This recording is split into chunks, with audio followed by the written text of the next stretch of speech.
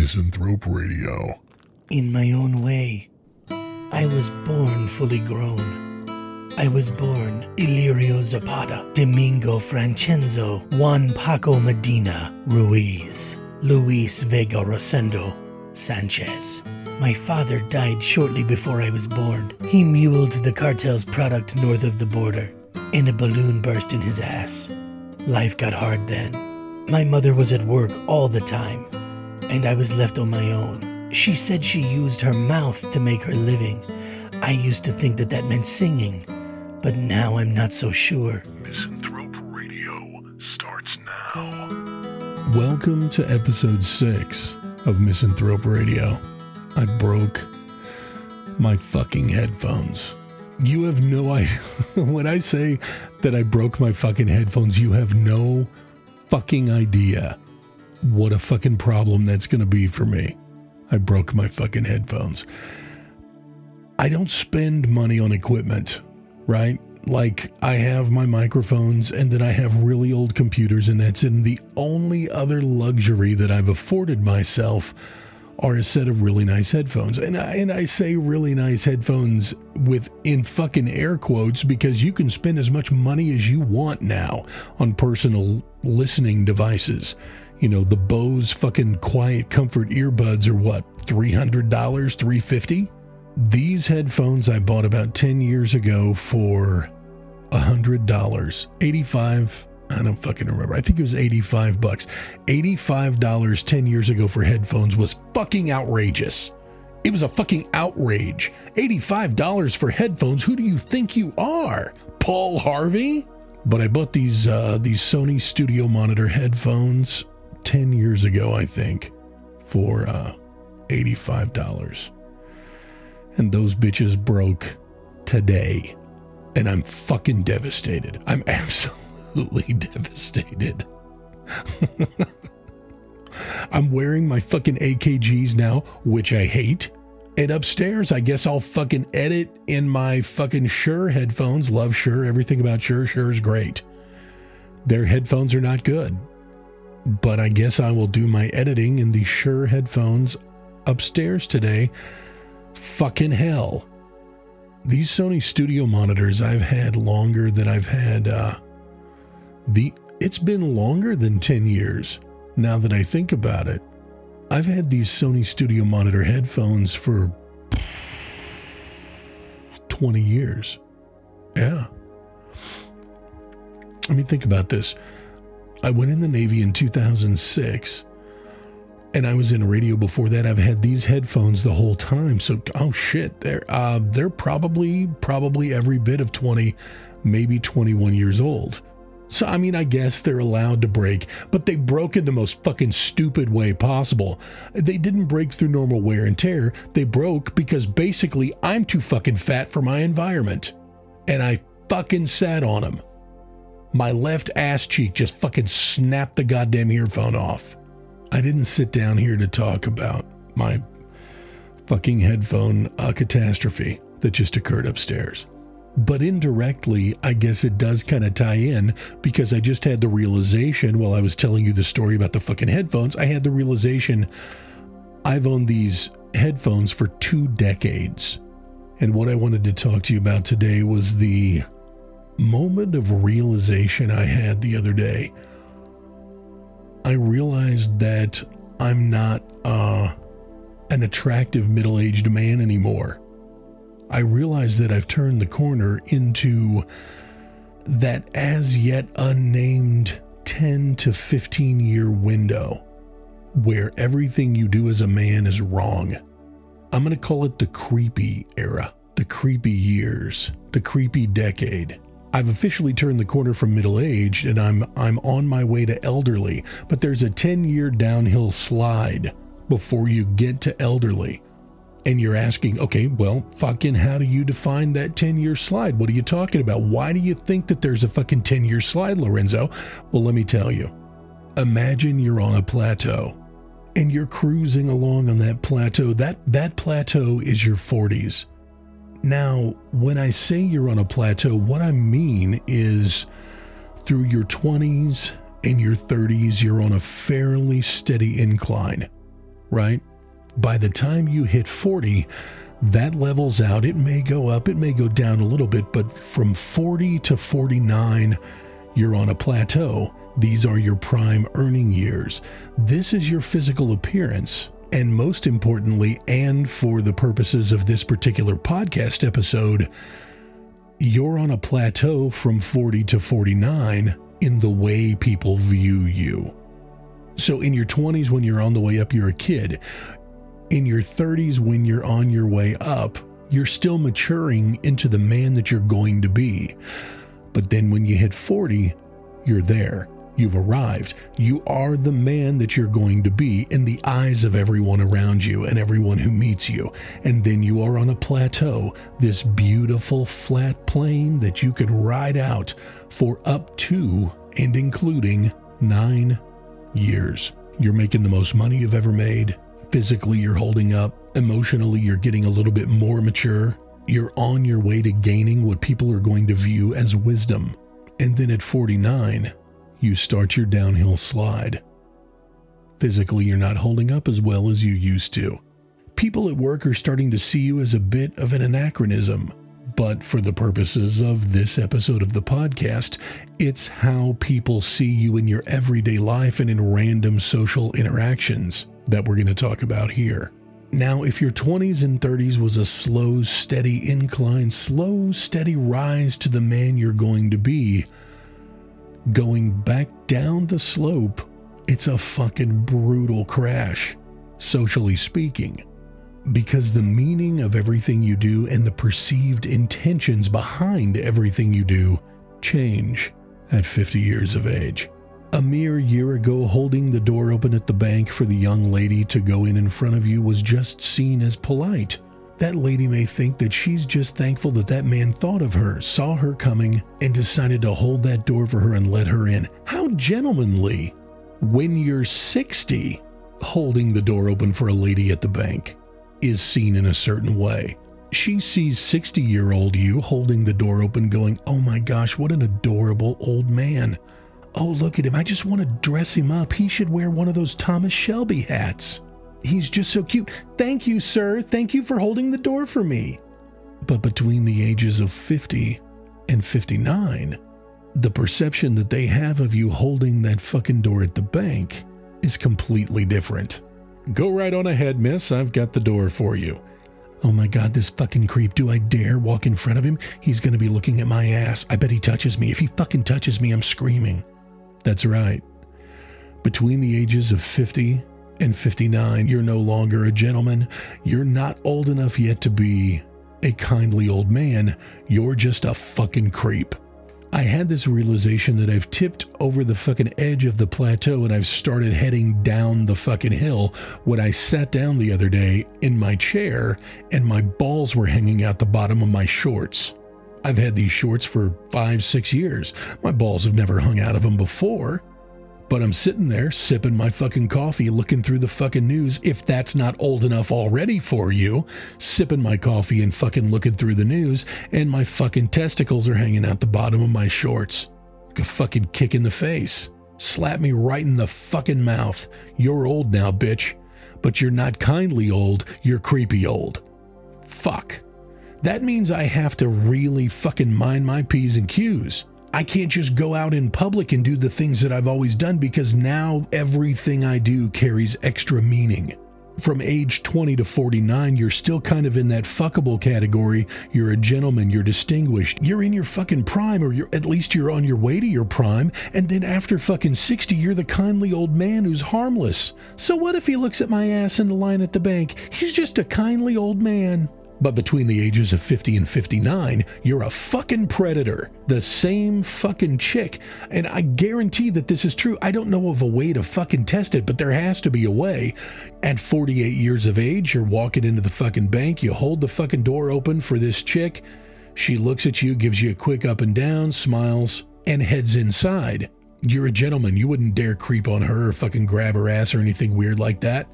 You're in your fucking prime. You have too much to lose. And then 2 years later, you go back to the same bank, the same fucking chick is walking in the same fucking door, you hold the door open for her, and she immediately ties her fucking sweater around her waist. What the fuck is it? I can't explain the phenomenon, but I know it's fucking real. No one would ever accuse me of being self-aware in any way, shape, or form. But I know that this is fucking real. Everything I do, the meaning has changed. I'm not really going anywhere with this bit. There's no payoff. There's no fucking punchline or anything like that. I'm just telling you what I realized the other day. And if you're not quite there yet, if you haven't quite hit 49, 50 years of age, I'm just, consider this a fucking public service announcement from Misanthrope Radio. Once you hit 49 years of age, maybe 50 if you're lucky, you're no longer a gentleman, you're a fucking creep. And then you've got to fucking contend with creep status for the next 10 years. There's nothing you can fucking do. There's literally nothing you can fucking do to change the perception that everyone who meets you is going to have. People are going to fucking put themselves between you and their kids if you happen to be walking through the park. You could have walked the trail at that park every day for a decade, but the moment you fucking cross that line and start on that fucking downhill slide, parents are fucking interjecting themselves, placing themselves between you and where their kids happen to be playing on the fucking jungle gym. And God fucking forbid you walk over and sit down on the swing set. They're calling the cops. They wouldn't call the cops at 48, 47, or 46, but 49, 50, they're calling the fucking police. You're likely to catch a fucking charge for taking a break while you're walking the trail that you've been walking for a decade at the park because you have crossed this invisible line. You're no longer a gentleman. You're creepy. Like I was saying, there's no punchline. There's no payoff. There's no climax moment. This was a realization I had. And I had the realization again, to fucking recap, because I sat down in a pair of shorts that I've owned for a very long time, in a chair that I've owned for a very long time, and put my feet on an ottoman that I've owned for a very long time, and I realized that my fucking balls were hanging out the bottom of my shorts.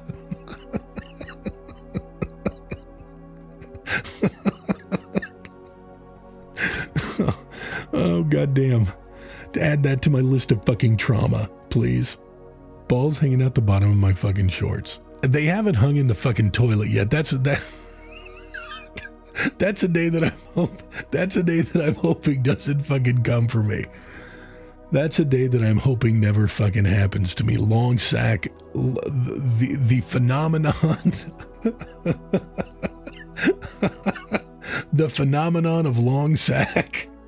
The phenomenon of long sack fucking strikes and my nuts hit that fucking toilet water. I'm done. I'm liable to just fucking grab a Bowie knife and walk into the fucking woods in northern Minnesota and take my fucking chances with the bears. If they take me out, then goddammit, I had it coming. I'm not useful to anyone anymore at that point. Fuck. Nuts hanging out of the bottom of my fucking shorts. Son of a bitch. I don't know if I did a good job explaining my theory on the phenomenon of fucking aging as a man. You know, women say all the time that they lose their fucking value at 35 or something like that. Like it's a really fucking steep decline into invisibility once you hit 35 as a woman, or 45, or whatever the fucking number is that they slap on that. But I think I would prefer it. In all honesty, if you take a fucking 700-foot view of the situation, would you rather, that nuts hanging out of the bottom of the fucking shorts aside, and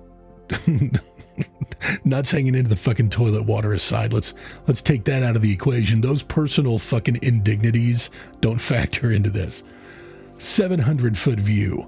Would you rather be on your fucking way up and peak at about 30, 35, and then start your decline and just kind of become invisible? Or would you rather have a nice 10-year plateau and then snap your fucking fingers, wake up one day and realize you're a fucking creep? And everyone sees you as a creep, and every woman assumes you're a fucking predator, and every man thinks you're trying to steal and fucking traffic their child.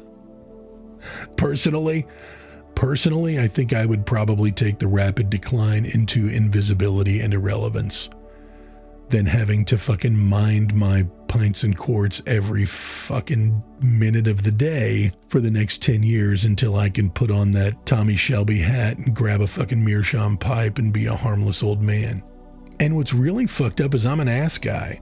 I love me a big round ass. You know what I mean? Oh, fuck. I'm doing it. God damn it. If I would have fucking said that line 5 years ago at 45 years of age, you'd have been like, oh, he's an ass man. I've got a nice round ass. Let me slide into his DMs. Right? But no, I'm fucking knocking on the door of 50. I say, I love me a nice round fucking fat bulbous ass. And you're like, oh my God, the fucking creepy is dripping out of my fucking earbuds. It's going to infect me. I'm doing it. I can't even fucking say that I love a nice fat ass anymore. Son of a bitch. You see what I'm saying?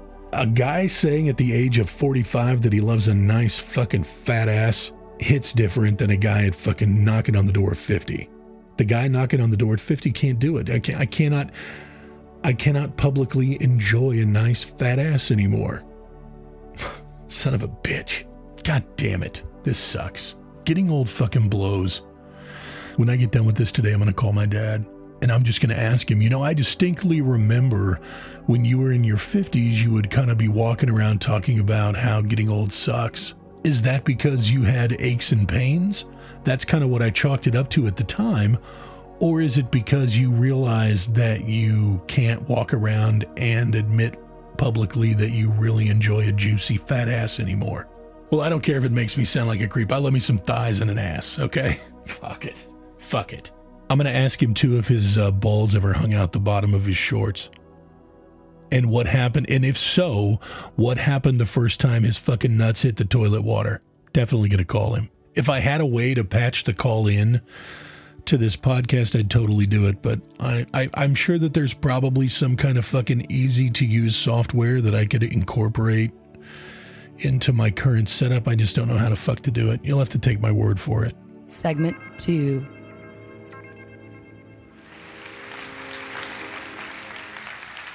My name is Lorenzo, and welcome to my TED Talk. You probably haven't heard of me. I'm just a lowly podcast host. And I'm really shocked that the TED organizers gave me this platform in order to talk to you today about what I'm positive is going to be a controversial subject. My podcast is called Misanthrope Radio. And if you're unaware, the word misanthrope literally means a person who disapproves of humanity and or society. There has never been a word more perfectly applied to someone as the word misanthrope applies to me. Because I fucking hate all of you. For one reason or another. Or maybe several reasons. Maybe if I went around the room, I could lump several of you into the same category. Like, for example, everyone in this room who has purple hair or blue hair, raise your hand. 1, 2, 3, 4, 5, 6, 7, 8, 9. 9 of you in the same category. And that category is loosely entitled Unfuckable Losers, whose pussy guarantees smells like fucking fish. Now, by a show of hands, how many of you have facial piercings? Piercings either in your cheeks or your lips or your eyebrows or your nose. Ooh, much larger number. Let's see. 2, 4, 5, 6, 7, 8, 9, 10, 11, 12, 13, 14, 15, 16, 17. 17 of you have steel and or some other fucking mineral jammed into your faces in some kind of way. Outstanding. You guys are now categorized into unemployable losers who are going to do their best to inflict their fucking worldview on society at large. I see 2 of you here have purple hair and facial piercings. So you're unfuckable, unhireable, and kind of a cunt about it. Good for you. You see what I'm saying? That was just an example. Everyone in here is hateable in some way, shape, or form, including myself. Misanthropes hate themselves, but they trust themselves to be the ultimate judge of society at large. People say that misanthropes are just really irritable narcissists. And I would have to 100% agree. I host a podcast, and I talk about all kinds of things. It's very satirical, and it's very silly, and it's very stupid. But one of the things you will never hear me joke about is domestic violence. Domestic violence is not funny. Domestic violence is not something that we poke at, tongue in cheek. Domestic violence is a very, very serious problem in the United States. Worldwide, of course, but in the United States in particular, I believe, and the TED Foundation as well, believes that domestic violence can absolutely be eradicated. Now I know what you're thinking. Domestic violence has almost been woven into the fabric of our society. It's just understood that if you're from Alabama, Mississippi, Tennessee, Oklahoma, Arkansas, Georgia, or Florida, there is a very, very good chance that if you're a female, someone has smacked you around, and if you are a male, you have absolutely smacked a female around. It's just part of the Southern culture.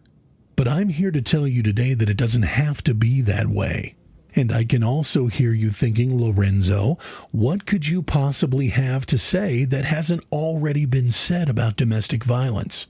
Well, I believe that I have a unique approach, and I ran it by the people at the TED Foundation, and they agree. The approach that I'm going to suggest today is revolutionary. It's groundbreaking, and I think that it has a very good chance of eradicating, completely eliminating domestic violence in the United States. My approach to eliminating domestic violence is very straightforward, and like most things of genius, shockingly simple.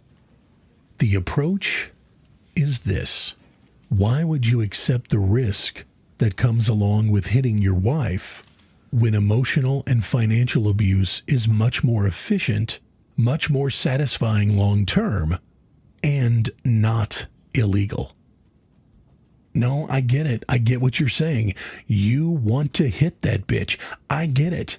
I understand. Women are fucking infuriating. They're never happy. It's never enough. No matter what you provide, it's never going to be enough for them.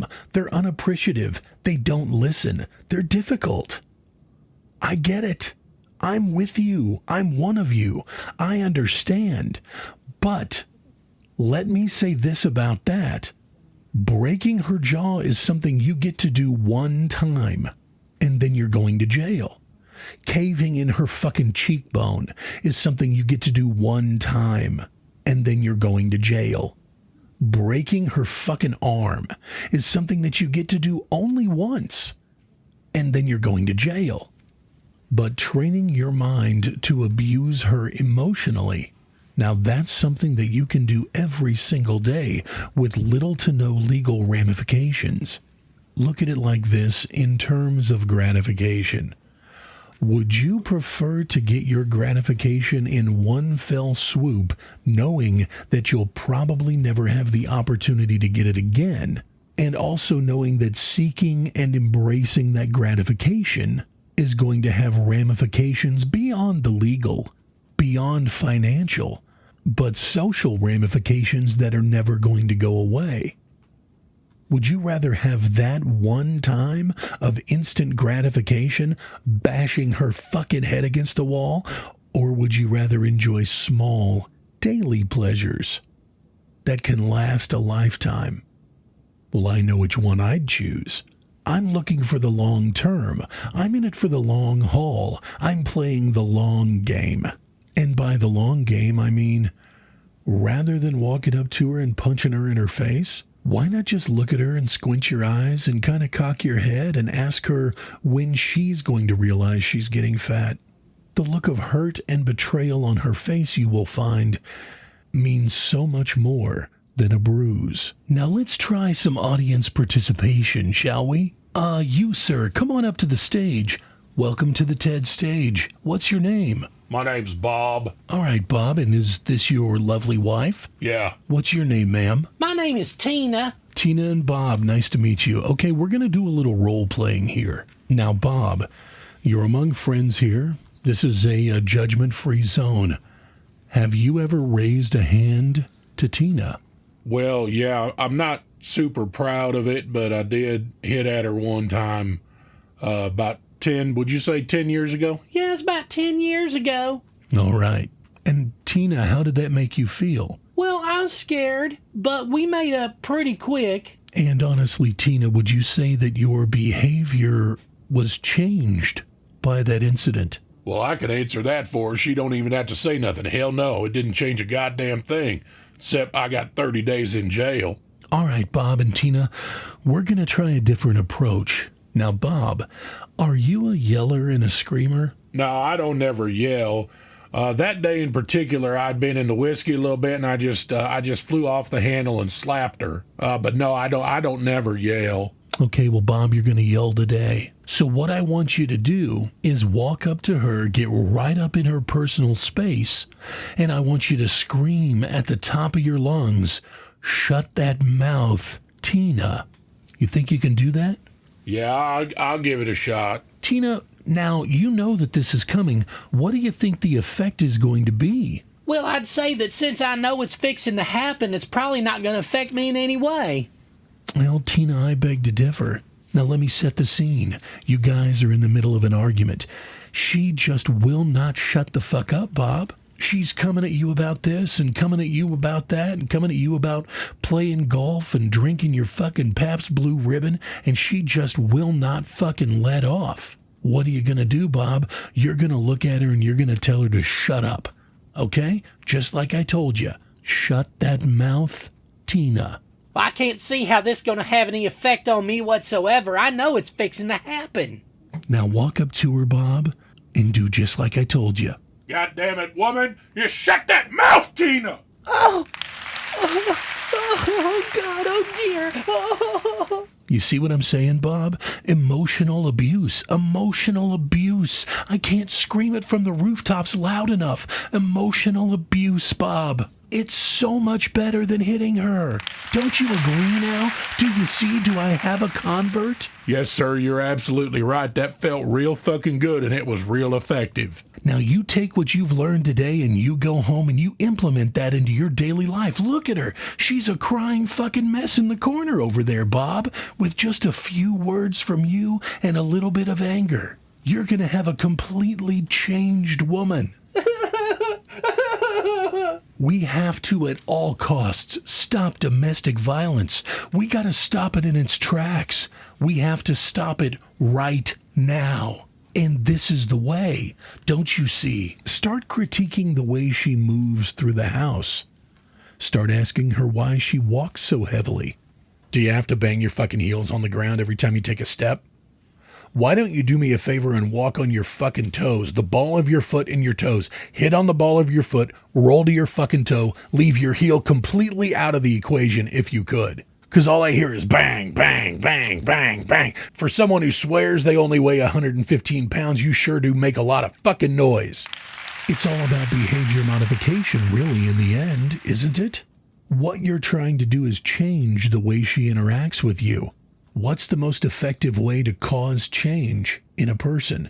Is it through fear, or is it through instruction and teaching, molding? Of course it's through molding. Mold this woman to be what you want her to be. Here's another example. What the fuck did those cabinet doors ever do to you? It's like you're moving through this fucking kitchen, you're slamming every fucking cabinet door specifically to piss me off. Do you remember how much we paid for these cabinets? So tell me why you're fucking bashing them over and over and over again. Your food isn't that good, okay? You can't run around in here and make a fucking bunch of noise like you're some kind of fucking world-renowned chef. Your food is trash, bottom line. Why don't you fucking mise en place, pull all your shit down on the counter in one fell swoop so I don't have to hear you fucking slam the cabinet doors over and over again. We can just get it all out of the way in about 30 seconds. That would be great, if you don't mind. Now I know what you're probably thinking. Lorenzo, these are daily maintenance things. What about when she gets out of pocket? Well, when she gets out of pocket, and most women do, they require a bit of discipline. Disciplining your wife is a time-honored tradition. It used to be a loving act and understood. You would pull her over your knee, you would grab a hairbrush, a brick, an axe handle, whatever you happen to have available to you, and you'd give her a good solid paddling. Well, the 1970s and the feminist movement took that away from us. But that did not change the female need for discipline. You can provide that much needed discipline in 2025 without beating her ass. And this is where financial abuse comes into play. Where in bygone eras, you would just pull her over your knee and beat her ass. All you really have to do nowadays is just empty the bank account. When she gets uppity and starts making demands and telling you what you're going to do in your own house, just sweep the account and then pretend like there was never any money there, because gaslighting is one of the most effective tools in an emotional abuser's arsenal. Practice with me. Here we go. Oh, you're really feeling yourself now, aren't you? Okay, right on. Well, absolutely. Go ahead. Get your fucking hair done. Yep, absolutely. Go buy groceries, get your hair done. I'm just going to fucking stay here and be the piece of shit you think I am. She walks out the door. What do? You pull out your smartphone and you transfer all the money out of the fucking checking account into your slush fund account that we don't talk about. Some time passes. Here comes the frantic call from the grocery store. Honey, oh my God, I'm here at the grocery store. There's no money in the account. Our card was declined. What do I do?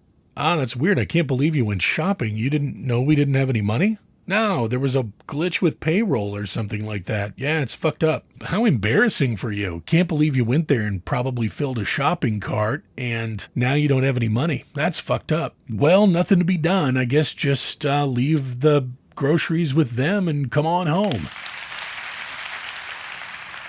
Now she's going to know. Of course she is. She's an intelligent woman in her own way.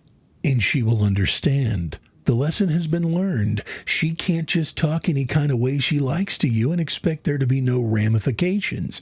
Now, doesn't that sound better than breaking her fucking eye socket? Of course it does. You get to do this every day, all day long, 365 days a year. You get to belittle her. You get to berate her. You get to destroy her self-esteem. You get to make her question her values and everything she thought she knew about herself. You can earn your PhD in fucking with her head just by never answering a question straight, always keeping her on edge. Make sure that you don't fucking listen to her. Make sure that even when you are hearing and understanding what she's saying, you occasionally look up and go, huh? Were you talking? Take the money away. Give money out in small increments. Make her work for it. Make her understand that she is your vassal and you are the Lord. There is no God other than you. These are small, beautiful wins that is going to allow you to create a body of work, a body of abuse that you simply cannot achieve with your fists and feet. Domestic abuse has to stop. Domestic abuse is an epidemic, and it's time for it to go. It's time for it to become something that we used to do and that we snicker and laugh about. We can't believe we were so barbaric. Domestic abuse must stop now. And I believe through my method of substituting emotional and financial abuse for domestic violence, we can eliminate beating up women from our society. Remember, don't beat her ass next time she gets out of pocket. It's not worth it. It's not worth all of the consequences that come flying your way. Join me today in embracing a better way. Emotional and financial abuse with a side of gaslighting. What's the worst part of domestic violence? If we're being honest with ourselves, what's the worst part of domestic violence? It's not giving her that black eye. She had it coming.